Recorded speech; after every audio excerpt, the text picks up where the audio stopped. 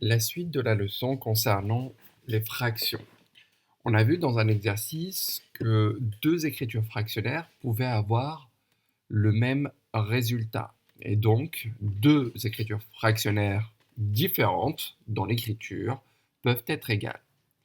C'est le but de cette partie-là du cours, savoir écrire des fractions sous forme différente.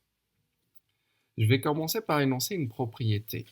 Si A, B et C sont des nombres avec B et C différents de 0, donc A sur B est égal à A fois C sur B fois C. C'est-à-dire que si je multiplie en haut et en bas par le même nombre, on a une écriture qui va être différente, mais qui va être égale. Et on verra après dans l'exemple. La même chose si je divise en haut et en bas par le même nombre non nul. Dans les exemples, comment je fais, par exemple, ici, on a deux écritures fractionnaires qui sont égales, et j'essaie de voir quelle est la fraction qui, avec un dénominateur égal à 24, est égale à 5 tiers. J'observe. Donc, par quoi je dois multiplier 3 pour aller à 24? Je vais multiplier par 8, pardon. Donc, je vais faire la même chose en haut. Je vais multiplier par 8 en haut également. 5 fois 8, 5 fois 8, ça me fait 40. 5 tiers, c'est égal à 40 24e. Il y a la façon de l'écrire avec les flèches. Il y a une autre façon d'écrire exactement la même chose, mais en écrivant uniquement avec des écritures fractionnaires. Vous voyez bien, je veux passer de 3 à 24. Je multiplie 3 par 8. Par conséquent, je vais multiplier 5 par 8 également, ce qui me donne 40 24e. C'est une écriture un peu plus correcte. Vous voyez, ici, c'est une écriture intuitive. Ici, c'est une écriture plus correcte. Maintenant, ici, donc, vous voyez, je passe de 3 à 21. Comment je fais pour passer de 3 à 21? Je multiplie par 7. Donc, en bas, je vais multiplier par le même nombre. 8 fois 7, ça nous fait 56. Vous voyez bien, 3 huitièmes, c'est la même chose que 21 56e. Je l'écris autrement, c'est-à-dire en multipliant en haut et en bas par le même nombre. 3 fois 7, 21, donc 8 fois 7, 56. Deux façons d'écrire le même procédé. Maintenant, vous voyez que je passe de 48 à 8. Je passe d'un nombre qui est grand à un nombre plus petit. Là, je vais diviser. Par quoi je vais diviser 48 pour avoir 8? Je vais diviser par 6. Dans ce cas-là, en haut, je vais diviser par 6 également. 36 divisé par 6, ça nous fait 6. L'autre écriture du même procédé, donc je vais diviser par 6 en haut et en bas, car pour passer de 48 à 8, je divise par 6. 36 divisé par 6, ça nous fait 6. Comment je fais pour passer de 63 à 7? Je vais diviser par 9. Donc, en bas, je vais diviser par 9 également. Et ça me donne 4. 63 36e, c'est égal à 7 quarts. Avec cette écriture-là, 63 divisé par 9 sur 36 divisé par 9, ce qui nous fait 7 quarts. Nous allons maintenant passer à la simplification d'une fraction. Qu'est-ce que simplifier une fraction? Simplifier une fraction, c'est d'écrire sous forme d'une autre fraction où le numérateur et le dénominateur sont plus petits. Comment je fais? La méthode pour simplifier. On va décomposer le numérateur et le dénominateur. Si un facteur est à la fois au numérateur et au dénominateur, on peut le barrer.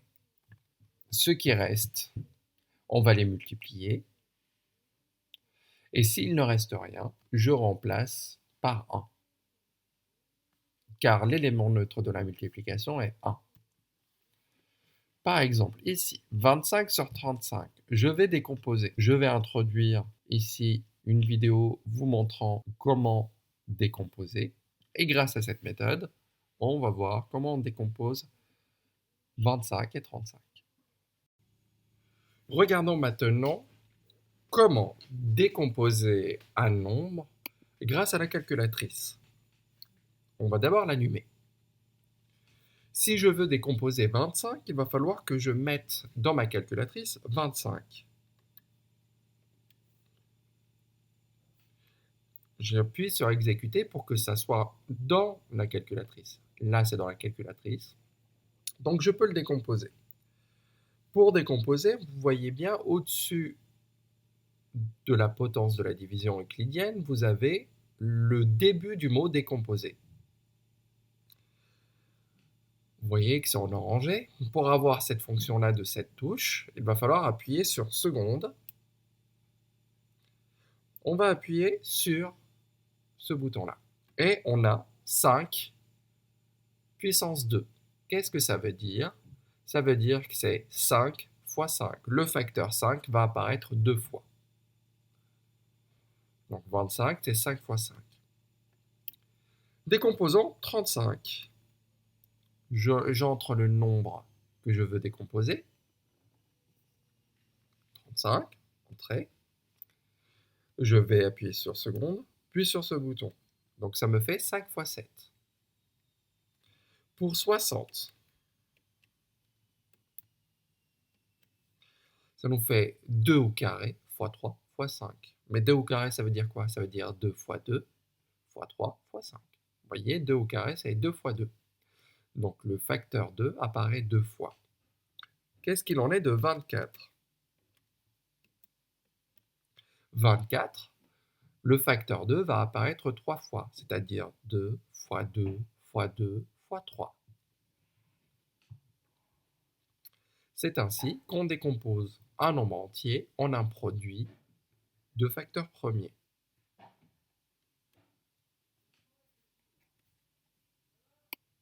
« 25, c'est 5 fois 5. 35, c'est 5 fois 7. Je peux alors enlever un 5 en haut et un 5 en bas. Ce qui me reste, c'est 5 septièmes. J'ai simplifié car c'est une fraction qui est égale, mais le numérateur et le dénominateur sont plus petits. 5, c'est plus petit que 25 et 7, c'est plus petit que 35. Pour 30. 30, ça nous fait 2 fois 3 fois 5 lorsque je décompose. 24, je peux aussi dire que c'est 2 fois 2 fois 2 fois 3. Je vais barrer ce qui est pareil. Donc il y a un 2 en haut, un 2 en bas. Je peux barrer qu'un seul 2 en bas car j'ai qu'un seul 2 en haut. Je peux barrer un 3 en haut et un 3 en bas. Dans ce cas-là, en haut, ce qu'il me reste, c'est 5. Et en bas, il me reste 2 fois 2, ce qui nous donne 4. Pour 12, la décomposition, c'est 2 fois 2 fois 3. 60, c'est 2 fois 2 fois 3 fois 5. On va enlever un 2 en haut et un 2 en bas. Un 2 en haut et un 2 en bas. Un 3 en haut et un 3 en bas. Il ne me reste rien en haut. Attention à ne pas commettre l'erreur de mettre un 0. S'il ne reste rien, c'est que le facteur est 1. Pourquoi? Car l'élément neutre de la multiplication, c'est 1. Si je multiplie ici par 1, si je rajoute fois 1, ça ne change pas le résultat. Par contre, si je mets fois 0, je vais avoir 0 comme numérateur. Or, le numérateur, ce n'est pas 0. Donc, c'est pareil que si je rajoutais un fois 1 ici, ça ne change pas le résultat. Et en bas, il me reste 5.